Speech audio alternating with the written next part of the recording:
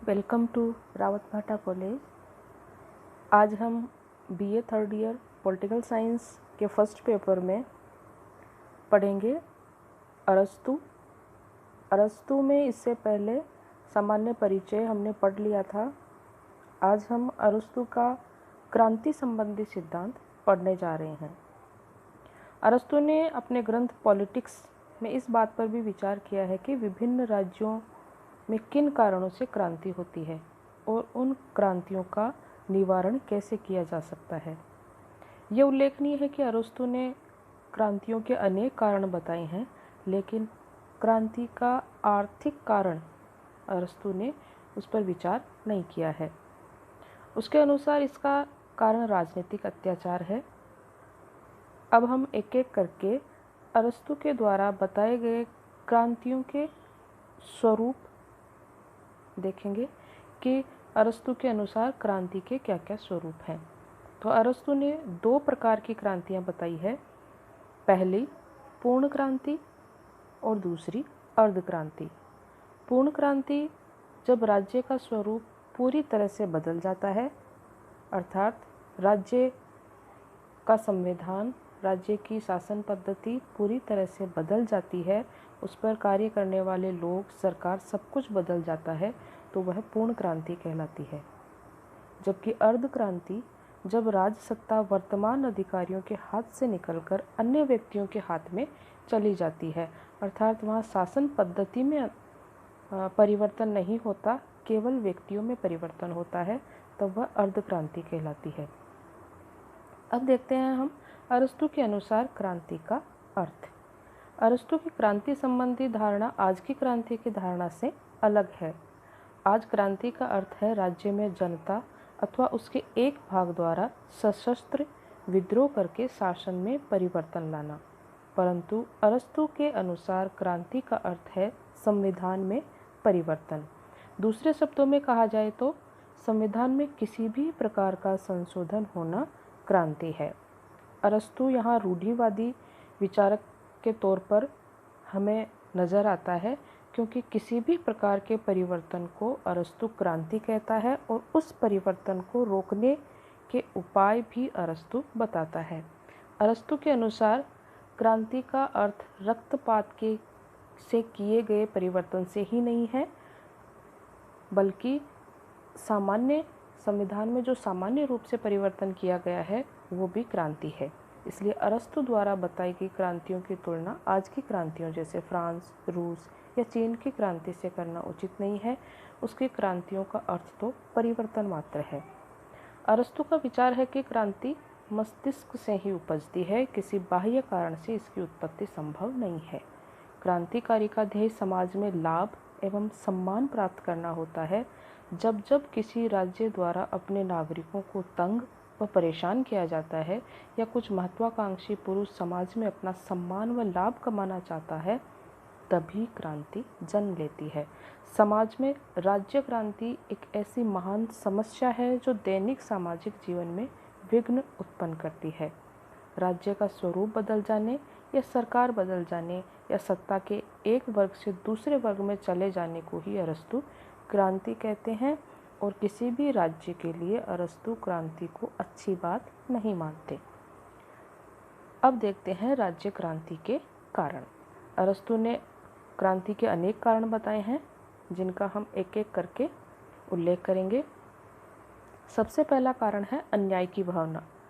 अरस्तु के अनुसार राज्य क्रांति का सबसे प्रमुख व महत्वपूर्ण कारण अन्याय की भावनाओं का होना है। अरस्तु का अन्याय से तात्पर्य जनता में न्याय और समानताओं का दुरुपयोग है। समाज में जब कुछ गिने चुने व्यक्तियों के लिए ही न्याय एवं समानता का प्रयोग किया जाने लगता है, तब क्रांति के अंकुर पनपने लगते हैं और धीरे धीरे राज्य क्रांति का रूप धारण कर लेते हैं। इनका भी एक प्रमुख कारण ये है कि जब समानता एवं न्याय केवल कुछ व्यक्तियों के लिए रह जाते हैं, तब निश्चित रूप से ये कुछ लोग महत्वाकांक्षी होते हैं और अपने सम्मान और लाभ को प्राप्त करने के लिए अन्य लोगों के साथ असमानता और अत्याचार का व्यवहार करने लगते हैं। फलस्वरूप इन अत्याचार सहने वालों में महत्वाकांक्षी व्यक्तियों के प्रति घृणा उत्पन्न होती है और ये सम्मिलित रूप से इनके विरुद्ध या राज्य के विरुद्ध क्रांति करते हैं। दूसरा कारण है शासक वर्ग में आपसी कलह। कई बार ये देखने में आता है कि सत्ताधारी वर्ग में से विरोध रखने वाले दो या अधिक गुटों के बीच में मनमुटाव खुलकर सामने आता है। ऐसी परिस्थितियों में दोनों पक्ष अपने अपने पक्ष की स्थापना करने और लाभ पहुंचाने में जुट जाते हैं। पारस्परिक विवाद से एक ऐसी स्थिति आती है कि जनसाधारण को असुविधा व अनर्थ का शिकार होना पड़ता है। तब जनसाधारण में से कुछ समझदार व्यक्ति नेता बनकर सत्ताधारी गुट को बलपूर्वक सत्ता से उखाड़ फेंकते हैं। तीसरा कारण है बहुसंख्यकों की अल्पसंख्यकों के प्रति असंतुष्टि। जब राज्य में किसी एक विशेष वर्ग का पलड़ा भारी हो जाता है, तब दूसरे वर्ग या वर्गों के लोग उस वर्ग की महत्ता का उन्मूलन करने के लिए सक्रिय क्रांति कर देते हैं। अरस्तू के अनुसार जब एक लोकतंत्र में निर्धनों की संख्या बढ़ जाती है और उन्हें अभाव में अपमान रह कर भुगतने और सहने पड़ते हैं, तो लोग शासन के विरुद्ध विद्रोह का झंडा उठा देते हैं। चौथा कारण है कुलीन तंत्रात्मक शासन। अल्पसंख्यक कुलीन तंत्र के शासन में राज्य क्रांति का पनपना बहुत ही स्वाभाविक है। सत्तारूढ़ दल पदहीन वर्ग को घृणा एवं तिरस्कार की दृष्टि से देखता है और अपमानजनक व्यवहार करता है। उनका मानसिक और आर्थिक शोषण करते हैं, लेकिन जनता अधिक समय तक इसे सहन नहीं कर पाती। फलस्वरूप विद्रोह की ध्वनि उठने लगती है और परिणामतः क्रांति हो जाती है। पांचवा कारण है जनता की स्वार्थपरता। अनेक बार महत्वाकांक्षी पद लाभ की आशा में डूबे हुए अपराधी, तिरस्कृत, संपत्ति लोलुप और दंडित होने से बचने की इच्छा रखने वाले व्यक्ति शासन को उलटने का षड्यंत्र रच डालते हैं। ये गृह युद्ध की सी स्थिति है और इसमें शासन व शासित दोनों ही वर्गों का भारी नुकसान होता है। शासितों में शासकों के प्रति निम्नता की भावना। शासित वर्ग के दिलों में ये बात घर कर जाती है कि शासक वर्ग उनसे निकृष्ट कोटि का है, अर्थात जनता जब ये समझने लग जाती है कि उनका शासन योग्य नहीं है, इस प्रकार की भावनाएं मानव में क्रांति का बीज बो देती है। सातवां कारण है शासित वर्ग में विभिन्न जातियों का होना। जब विभिन्न जातियां अपने अपने धर्म और रीति रिवाजों के कारण उनमें मतभेद उत्पन्न हो जाते हैं, तो कभी कभी इस असंतोष और क्रोध का रूप हिंसक क्रांति का रूप ले लेता है और ऐसी स्थिति में शासक की दशा बड़ी ही चिंतनीय हो जाती है। शासन तंत्र ढीला हो जाता है और उनमें से एकाध वर्ग क्रांति कर देता है। आठवां कारण है शासन की भूलें। शासन की छोटी छोटी भूलें भी राज्य की जनता को क्रांति के दरवाजे पर ला खड़ा करती है। अन्य कारणों में अरस्तू ने कहा है कि क्रांतियों के सदैव उपयुक्त कारण ही नहीं होते। कुछ सामाजिक कारण, जनता का किसी घटना विशेष से प्रभावित होना, राज्यों की भौगोलिक स्थिति या अन्य कई कारण हैं जो कभी भी उभर कर सामने आते हैं। लोकतंत्र के भ्रष्ट रूप और जनतंत्र के अत्यधिक विकसित रूप, 5 रूप में जनता निश्चय ही क्रांति कर देती है। भ्रष्ट शासन तंत्रों में कभी भी क्रांति हो सकती है।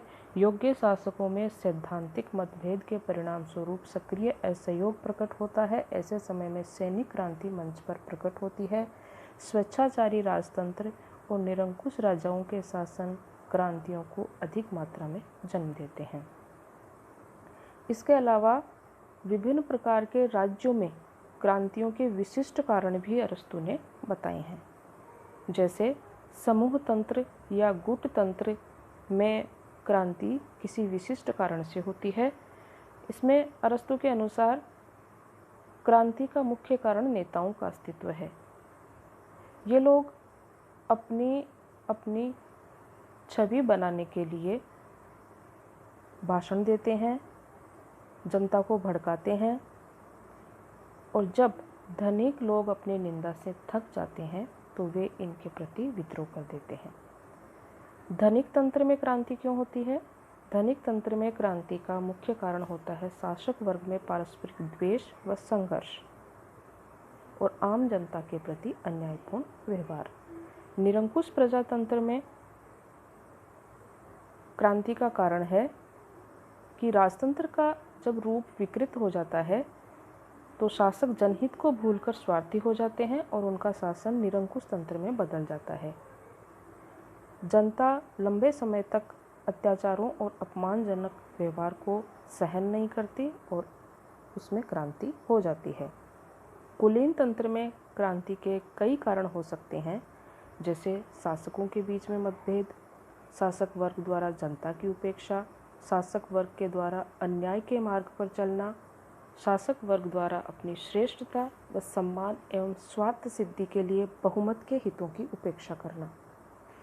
अरस्तु चूँकि एक रूढ़िवादी विचारक के रूप में सामने आता है, तो उसने क्रांति को राज्य के लिए सकारात्मक रूप में प्रस्तुत नहीं किया है, बल्कि क्रांति होना राज्य के लिए एक नकारात्मक तत्व है। अतः अरस्तु ने राज्य क्रांति को रोकने के उपाय भी बताए हैं, जिनमें पहला उपाय है जनता में जागृति उत्पन्न करना। राज्य को अनेक प्रकार के अनिष्टों से बचाने का सर्वोत्तम उपाय है विधि, विधान, संविधान, यथार्थ परिस्थितियों, राज्य के भविष्य, राज्य की आधारभूत नीतियों, सम्यक शिक्षा और राज्य के शत्रु मित्रों का सही सही ज्ञान कराने की दिशा में राज्य सक्रिय व ठोस कदम उठाएं।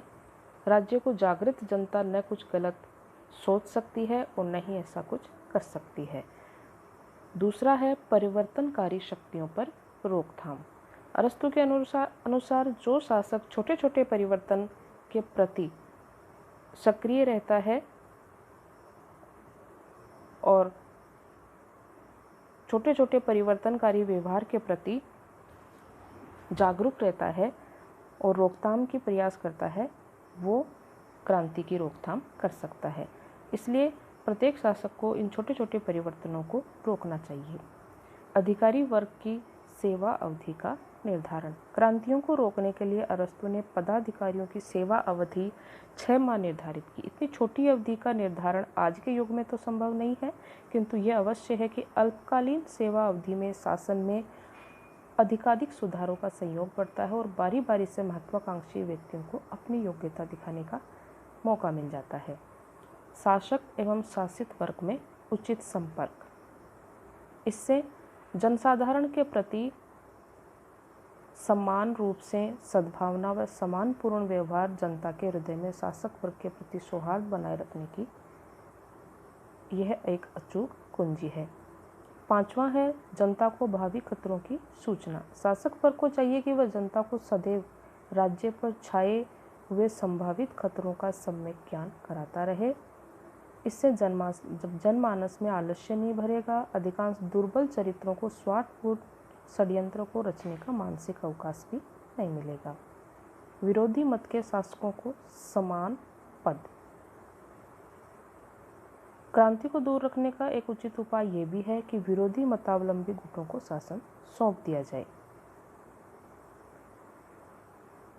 7वां है भ्रष्टाचार का उन्मूलन। शासक वर्ग यदि चाहता है कि शासित वर्ग उसके लिए सिरदर्द न बने, तो उसे चाहिए कि वह राज्य में एक सुदृढ़ और भ्रष्टाचार रहित शासकीय संगठन की रचना करे और जनता के हितों का पूरा ध्यान रखें। स्वेच्छाचारी तंत्र के लिए गुप्तचर विभाग। अरस्तु के अनुसार स्वेच्छाचारी राजतंत्र में सर्वाधिक क्रांति की संभावना होती है। अतः यहाँ स्वेच्छाचारी राजा को परामर्श देते हुए अरस्तु कहता है कि ऐसे शासक को पहले एक गुप्तचर विभाग की स्थापना करनी चाहिए, जिससे जनमत की सूचना शासन को हर समय मिलती रहे और वो क्रांति के प्रति सावचेत रहे। अन्य उपाय। स्वेच्छाचारी राजा को एक अन्य सलाह देते हुए अरस्तु कहते हैं कि ऐसे राज्य को अपनी समस्त क्रूरताओं व महत्वाकांक्षाओं पर पर्दा अवश्य डालते रहना चाहिए। नागरिकों को गृह कलह में डालकर उनकी भौतिक आवश्यकताओं की पूर्ति करते रहना चाहिए। उसे नागरिकों की धार्मिक भावनाओं को ठेस नहीं पहुंचाना चाहिए।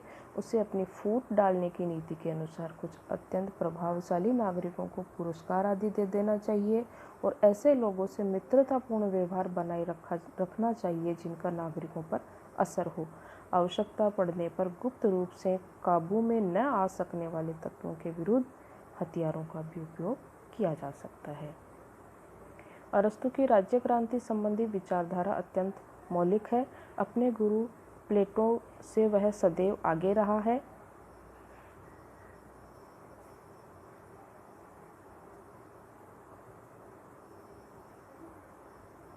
किंतु यहाँ अरस्तु अपने गुरु प्लेटो से कई कदम आगे हैं।